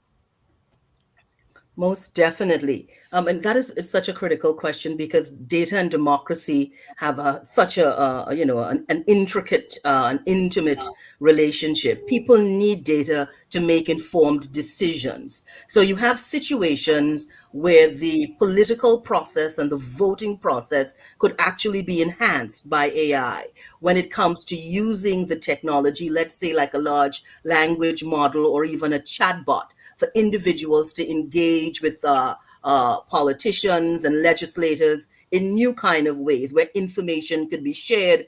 There could be a lot of education, a lot of awareness, a lot of information around, voters' rights, what those rights are, the things that you're looking for. It's also a great way for community members and constituents to put our politicians to the task, because if they say one thing, we can fact check them very easily using data. We can present data from different demographics, from different jurisdictions to really make them become better. And that's the good part of AI and algorithms and data. But the risky part is the micro-targeting. The risky part is the media manipulation. The risky part is the disinformation that spreads at the speed and the spread extraordinary. Deep fakes, creating a lot of challenges, particularly internationally, where people are cloning people's voices, cloning people's images, putting these videos together and making it look like a particular representative or legislator or politician has said something that they've not said, and deploying that among their constituents or their followers or their tribe, and of course creating a lot of havoc. Also not deploying it in the country. There have been cases where deep fakes have been created and they've been deployed, let's say in the US, a deep fake of a president saying something against a particular community, but not deployed in the US, but now deployed in an African country where they're where there's the roots of the community that is being sort of discriminated against in the in the video. So let's say something sent to Trinidad and Tobago saying that a particular president does not want Trinidad and Tobago nationals ever entering the United States, and something like that spreading in Trinidad and Tobago. You would find that Trinis would be calling other Trinis in the US and saying, but I saw this, so I heard this, and just that level of disinformation. So what we see now is the EU, of course, coming together with their own protocols as it comes to the use of AI in elections. The UK, the United States, well, we are in total protocol, mood right now. Lots of the conversations that we're having even tomorrow tomorrow I'm having one with the Congressional Black Caucus around many of these issues. So it's how do we use this technology positively? How do we understand the risks of distrust, deception, disinformation, deep fakes, the lack of equity in decision making, the lack of the requisite level of information that you need. So these are conversations that also need to be ventilated publicly. So for people to understand, these are some of the things that you need to look for in an election climate, in a politically charged climate, to ensure that if you're actually going to make a decision, you are making that decision with the best information, and you're not making that decision based on disinformation or a fake or a deep fake that, that really confuses the entire process. Tell me something, Renee. Is it that, and I'm just being the devil's advocate here, is it that the genie has escaped the bottle and you can't stop the genie back in with legislation and with all sorts of rules and regulations to coerce ethical behavior? That ultimately that genie is escaped, and I'm using the word escaped, but of course it's human ingenuity. And it is now in 5 years, 10 years, it's going to be leaps and bounds beyond what we are considering now. And human structures in terms of legislation and ethical behavior, which has always been difficult to legislate, is always going to be in a catch-up mode. Most definitely. The law never moves as fast as the technology. We all know that. It creates an extraordinary amount of loopholes, and we're seeing that right now. Hence the reason to sort of,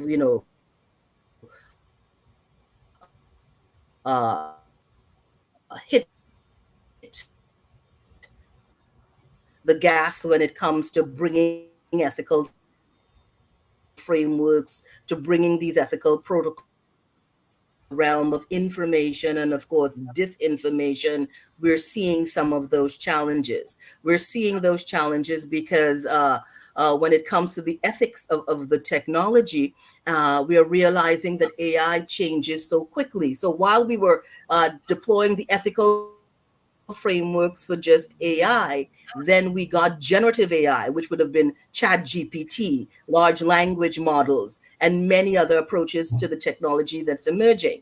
And we don't know what's coming after Chat GPT. So emerging technologies have emerging capabilities, and emerging capabilities have emerging risks. And that's why it is so challenging at the moment. So what we are trying to do is to ensure our data scientists, and it's so funny, that data scientists have now become the architects of our future because on data.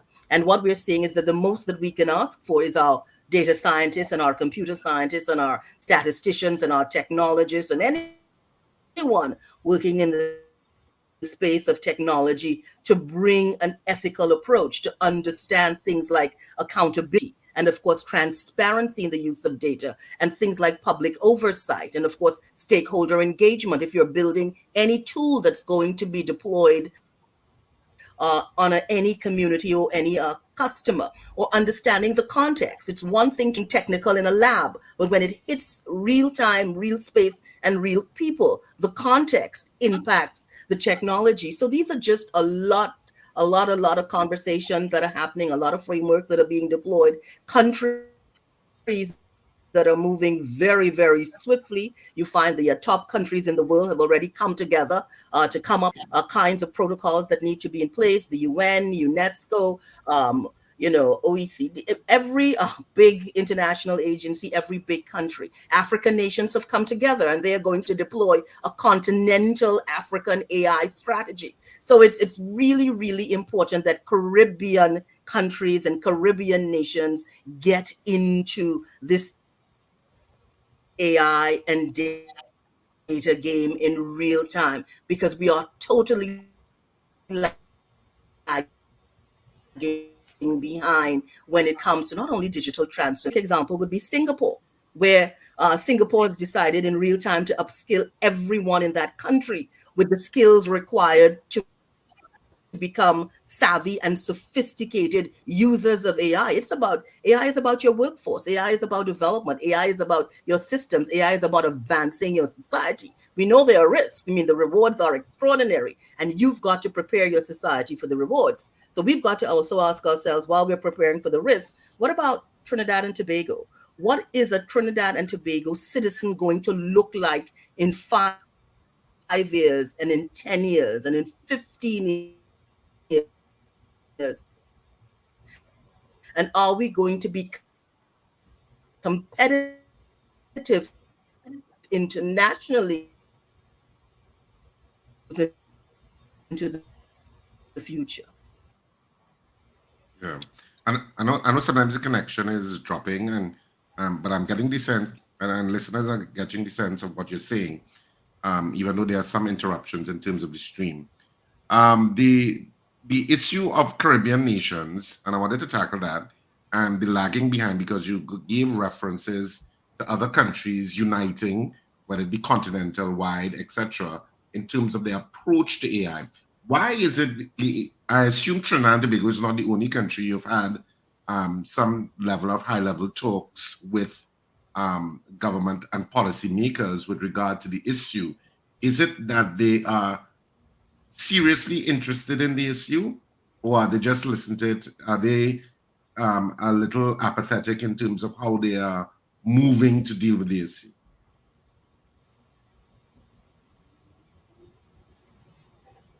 There's a real bandwidth issue there. I think it's on her side. Yeah, I do think so too. Yeah. Yeah, we lost her there. It's buffering. Mm-hmm. Or maybe the bot here talking too much, and they want to stop her from educating people. Yeah. Try and control your conspiracy theories. The bot, they say, no, stop her from talking. Yeah, you got to try and control it. That's why they're monitoring you so much. But you know, my system is monitored heavily. This woman is educating the population. We need to stop her now. That power breakfast show again. But it's an interesting conversation, and I'm glad you referenced the Caribbean, because you were always wondering how far behind, or how, in terms of this issue, is the Caribbean and Caribbean legislators in terms of looking at AI and AI laws, and how do you manage it? Even though, as I referenced with Renee, to me the genie has escaped the bottle, and there is no putting it back in. And no matter how many laws you create, because the laws could try and govern on a certain level in terms of maybe corporate entities and their actions, but you will always have a parallel underground that's running in terms of unethical type of behavior, like in any other sphere. Well, one of the conversations I want to have with her is that, because people take it for granted, and the impact on information and people's choices is undisputable, and how AI is being used by a lot of the big companies, not only to influence what you buy, what you watch, because the more information that's bombarded about something to you, whether accurate or not, it influences your choices and your behaviors. And that sort of paradigm is not only in your commercial exploits. It's not only what you buy, where you lime, what you eat, what choices you make of movies or entertainment. It also is influencing globally how you may or may not vote, who you listen to or not listen to, and that kind of stuff. So, right, she's coming back on just now. She's logging back in. So, and those are the kinds of conversations we need to take seriously in Trinidad and Tobago. If we think that information is coming to us, or certain things are coming up on our feed by happenstance, we are naive. You understand? Many times you are being targeted specifically because there's an outcome that's required from a particular agent or entity. Yeah. With what you're buying. So don't you think they're going to transpose what has been very successful in the commercial world to the electoral world? It's happened already around the world. There's been allegations about Russian interference in US elections and UK elections and those countries. Australia has a ministry of AI and technology now because they realize how significantly it's going to impact the country's look feel, and habits and behaviors in the next 50, 100 years. And as you said earlier, Richard, the issue is if we are like this now, we usually expose to technology 5, 10 years after other countries have employed it and deployed it. Yep. So if we think we can sit down and not take this kind of conversation, this kind of consideration seriously, we are going to always end up on the tailspin, and it's going to affect productivity and our competitiveness as a country also. You know, and these are the kinds of conversations that the country needs to be having. Not let me not say that. I get into trouble again. But and that's why I wanted Renu to talk about this, because she's at the forefront of it in the US and around the world, because she's highly in demand as a speaker to bring people on board with actually having a conversation and an awareness of how it's evolving and developing. Because it's not a pervasive conversation in Trinidad and Tobago. I brought up on several occasions on motions in the agenda the need for the government to look at the Representation of People Act to amend it to protect the electoral process, because in the act they're talking about, the act speaks specifically about false information and how far advertising can go in terms of elections. And we're still talking about the newspapers, TV, and radio. There's no reference to the internet in the Representation of the People Act. You know that? Yeah. Or digital platforms, or how those should be managed in an election environment. No reference to it. And we're 18 months to 12 months off an election. How are we going to manage when the law specifically speaks to radio, television, and press advertising ending at midnight, when on the day of election you're being bombarded with information about this candidate, that candidate, the other candidate, and in misinformation about what's happening at polling stations? She's back. Renee? You're still muted. Sorry about that. Right. I was saying the bots came and stopped you because you're educating people too much. That's funny. The algorithm came. So just before thanks for coming back, we were talking about the influence of information through these algorithms and bots being directed at you for commercial purposes, right? Because they call your information. Then, as you said, they know what you're watching, how long you're watching it, what you're switching to, what you're buying, what you look at on Instagram, what you click on, how much times you like this. And so the issue of the conversation about whether your will is free at a point or not, based on your bombarded information and misinformation, is a conversation we need to have. Most definitely. And it really comes back to if your will is ever going to be free again. And that's the major challenge. What we have to think about most significantly. Are you still hearing me and still seeing me? Loud and clear now, better than ever. Fantastic. What you need to think, what we need to think about, and we have to have these conversations, is this thing about information. And what we're realizing is all the good information seems to be firewalled, and all the information that's just wrapped in disinformation seems to be the one that we continue to get for free. And this is the thing about data. There's something called data equity. And data equity is what kind of data out there, who is getting the right kind of data to make the right kind of information, and who's getting the data that really is all wrapped again in disinformation. It is so very important. Now, as I say, the good thing about algorithms and AI, and particularly generative AI, is how it could make representatives more accountable, because you find that the general public now has access to information. You can fact check, you can bring points to people, stakeholders and civil society can be very powerful if they have the right kind of data. The other challenge would be those chatbots and, of course, the weaponization of data in an election. And that is the concern. How data could be weaponized in disinformation strategies, how deep fakes and cloned voices can really create chaos when it comes to voting. Also, disinformation in the last 2 US elections, different communities were sent wrong dates and wrong polling station information, and they was told that certain things were happening in your community and this polling station was closed. And of course, other people didn't have access to it because it was just sent to a particular group particular community at a particular time. And of course, those are the things we need to watch. And it's just a big conversation that needs to be had now. There's no way anyone can really stop those bad actors or those bots from working.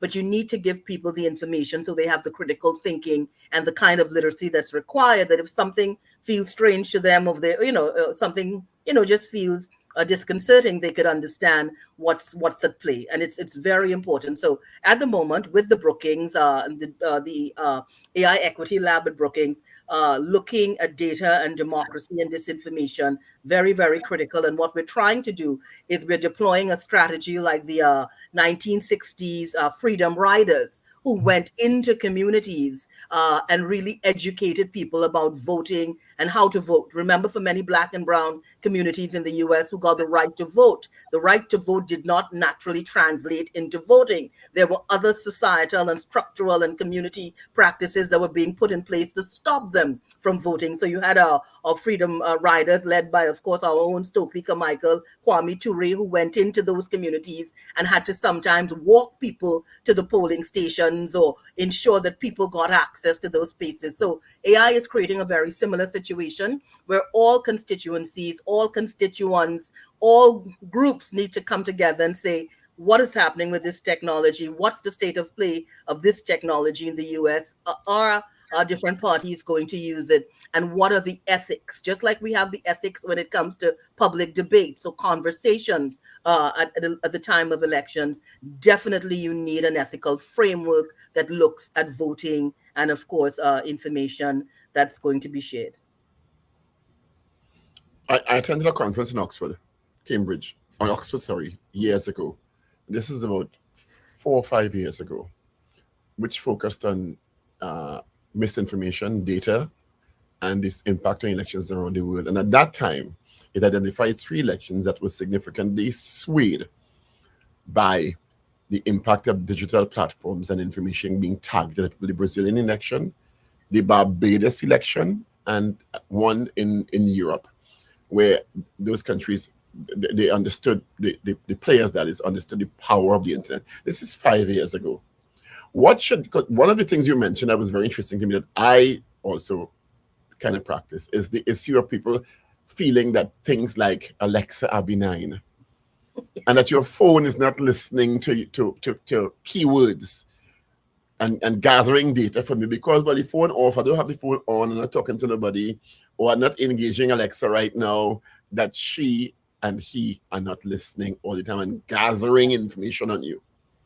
I think the world woke up to the fact that Alexa is always on. I think when that murder happened, and I think it was in Connecticut, and the police subpoenaed Alexa in the investigation. And of course, the owners, the company that owns Alexa, had to provide all the audio that was stored in the cloud. People realized at that moment, wait a minute, Alexa is always on. It's always on for the company. It's not always on for us. So everything you do in your house is being recorded by Alexa. That audio is there. So the police was able to get that audio. They were able to listen to everything up until the murder happened and after. And that 3 was o'clock in the morning, when you're sleeping, when you're snoring, all of when you're that. having intimate interactions, it's listening. All of that, Alexis. But the thing is that we don't have access to that, but it's being stored in the cloud. And people always say to you that, they were speaking to someone about, let's say, buying a Mercedes Benz, and then the next day they go on to, or the next second they go on to social media, and you're seeing ads for Benz on Instagram, ads for Benz on Facebook. You're seeing everything that is all Mercedes being directed. That's, again, voice recognition. That's part of the makeup of your phone. And it's just that that we have got to understand how powerful this technology is. And while it can be used to really advance, and we're seeing it, when you see the kind of work AI is doing and data is doing, let's say in cancer research, it's mind blowing. That now you have algorithms that could really, the human eye is only that good, and you can have an algorithm that could survey millions of reports, X-rays, and really start to predict that someone has the proclivity or propensity to cancer 15 years before. I mean, that's mind blowing. So that's some of the good things. I mean, there's so many good things, but the challenge is information equity, decision-making equity, autonomy, agency, free will, self-determination, self-identity. Those are the ones that are being impacted. And of course, the countries with the most money are going to be advancing significantly. When you think about what's going on with AI in sport, also another space where we're seeing brilliant things when it comes to those replays and referee decisions. And of course, you're seeing what some countries are doing with data to make their athletes so much more sophisticated in real time that some countries may just not be able to compete. Is raw talent enough? We have 9 minutes left, and one of the intersections that your brilliant mind has been able to leverage is your expertise in criminal justice and how we should be using these tools in the fight against crime. I know you. I know, but we need to hear some new ideas. You know what? There's so much happening out there, but I think our leaders in particular need to be open to those experiences and the understanding of how the world is changing. Crime fighting is now data driven. And if you are collecting significant data when it comes to the kinds of crimes that are being commissioned, you need to have among you skilled minds that are able to take that data, disaggregate that data, use that data now to build not only investigative and operational strategies, but even to build community engagement strategies, communication strategies. That's how we're fighting crime. We're not going into communities to brutalize people. We're not speaking aggressively to people. You're not going into, to spaces with the kind of, I don't know what it is, but I think we need to bring just a more intelligent, and I don't know what is stopping us from understanding that what we are doing is really not benefiting us in any way. When for the last 2 decades, your clearance rate when it comes to crime, your solvency rate, it's less than 20% for almost 20 years. Somewhere it means that somebody's not been paying attention to the data, and we have got to get serious. This is something that breaks my heart. It really is a broken heart that I have when it comes to crime in Trinidad and Tobago and the kind of crime we're seeing and the high homicide rate and just the lack of ideas in the space. And it's tough. This is a tough one for me. I'm just wondering, because you're talking about leveraging on a certain level AI and the advantages of it in collating data and probably being utilized by governments. And let's talk about governments in the Caribbean, because all Caribbean countries generally have a problem with violent crime to some degree, to varying degrees. And leveraging that with regard to how you analyze data and how you come up with systems to deal with the crime issue. But devil's advocate again, governments are very easy to overreach in terms of monitoring citizens. It's very easy. And they will put it under the sobriquet of the better good of all. And if you don't have the legislative backup or the constitutional protection, it's very easy for governments to purchase the skill and infrastructure to monitor citizens even more heavily from an AI perspective as to what they are doing and leveraging that in a penalizing way. That's where societies can possibly go because government's pockets are very deep. So how do you see that within the framework of how government and the ethical behavior of governments within the constitutional protection platforms that will exist in terms of the rights of citizens against the power of the state. Excellent. And those are questions around privacy and, of course, the right to be forgotten, which is a right that every citizen needs to have. Again, these are conversations on data privacy, data protection, safety and security when it comes to data, and what is allowed democratically in a society. You cannot monitor citizens. People need freedom of expression, freedom of movement, freedom to assemble, freedom to build their identities in whichever way they choose to build that. And no government has the right to monitor that. It's something significantly different if you're trying to monitor the behavior of persons involved in criminal activities. And even that requires you to get the legislative the legislative green light before you even deploy that kind of technology to monitor individuals who may be suspected of a particular kind of a nefarious behavior. So there must be protocols in place, there must be laws in place, there must be legislation in place, and you must actually have to go to some sort of course, the courts to get that kind of leverage. And of course, the courts don't just give it to you. It has to be decided in a particular way. That's one aspect of it. But when it comes to crime and criminality in Trinidad and Tobago, have we been leveraging technology in a way that could actually solve crime and enhance communities and build better relationships between communities? And that puts us ahead of the curve, and that's not Exactly. constantly trying to catch up.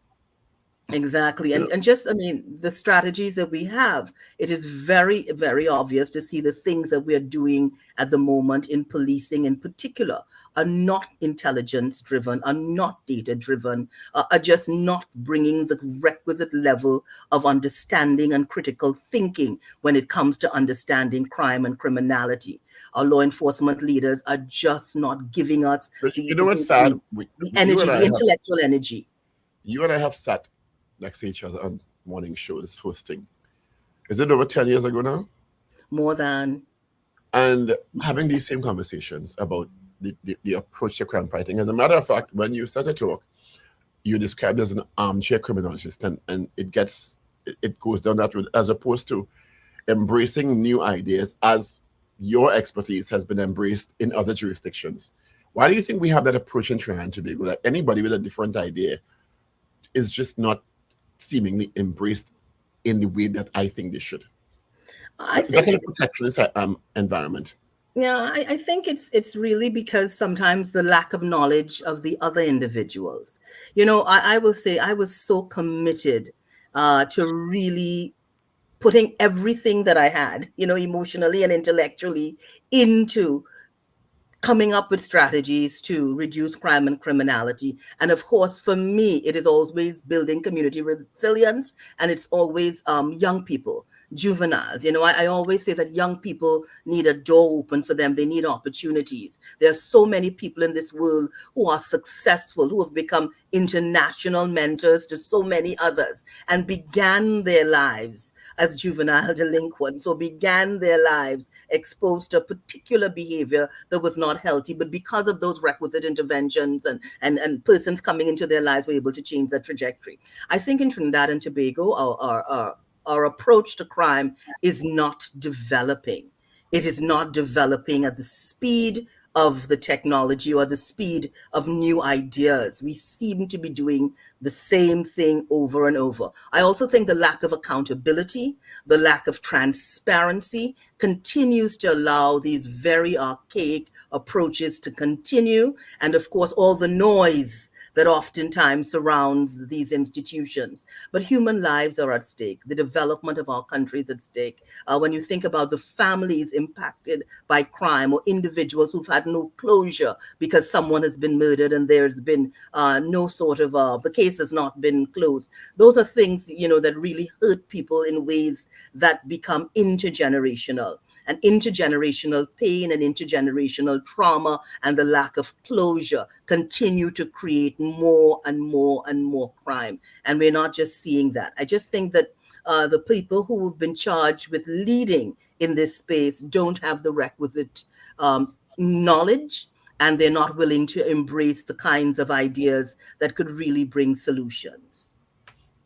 I remember before we worked together, the passion you had for this, and there was a march you organized. Is it for Akil Chambers? It was, yes. And I remember participating in that march and seeing you in tears around the Queen's Park 7 and literally distraught because of how you felt about that, what happened to that young man, that boy, and how and the abysmal approach to solving his crime, and literally, so I remember hugging you and telling you it will be solved, and it was a false promise. Yes, and those are the things that continue to really, that really makes society lose confidence. So much of reducing crime and building community resilience is built on public confidence and public trust, and public confidence and public trust combined give legitimacy to the work of the police and give integrity to the work of the police. I think at this stage, we really need to rethink what we're looking for at the level of law enforcement leadership. I think there needs to be a different kind of screening process to get us the leaders that we require. I think the leaders that we have are really not up to the task. And I think when we think of them, the approaches, it's sometimes, this is very tough for me. And as I said, I love my country so very much. All I ever wanted to do was to just bring some sort of, just bring these new ideas and there's every society has crime. Every society has crime, but it's the strategies that you're deploying, is the fact that you're bringing a requisite kind of intellectual flexibility to these challenges. You're bringing that dynamism when it comes to creative thinking and creative problem solution. You're bringing that data analytics and predictive analytics into the space, and you're combining the best of the investigative mind and the best of data analytics to come up with solutions. And of course, for society, for our country to see that sort of dynamism in that space, and to see that to just make it look as though law enforcement actually care about what's happening to people, and to ensure that the criminal justice system is something that we uphold in a way that, as a country, we can be proud of our system, proud of our law enforcement. And it's just as though we don't want to move into, I don't know what's keeping us back. Renee, thanks for being with us. Thank you. I know this. Thank you very much. You're very, very in demand and busy, so we really, really appreciate you taking time to us. And don't be a stranger again. I come into New York just now. We go home. Very good. I'm looking forward to that. Be safe, everyone. Take care. And of course, Steve, take care. All the best to you, my dear. Bye. I took off my camera to save some bandwidth, just in case we have that issue. All the best. Take care. That's Renee Cummings. Yep. Great. All right, you all have a great day. Be safe. Mm-hmm. All right, you too, Paul, and of course, you can Reverend. you can have laughter and much excitement next week, Saturday on the 4th of May at 8:30 p.m. and Sunday the 5th of May at 6:30 p.m. at Cipriani College. Cipriani College, we are back after the sold out houses over the last weekend, where people packed into Cipriani College. We are back next weekend, Saturday and Sunday, back at Cipriani College, where love is a walk. I don't know if you have not seen this play as yet. You should see it. Trust me, it is a great de-stressor. You will laugh your tail off. Of course, tickets go on sale from this afternoon at all our usual outlets, and the box office at Cipriani College opens from next week, Wednesday, the 1st of May. But you can purchase online all now, and check our RR Productions Theatre page on our social media platforms, Facebook and Instagram. Have a fantastic day, whatever you do. The weekend begins tonight, people, at a second after.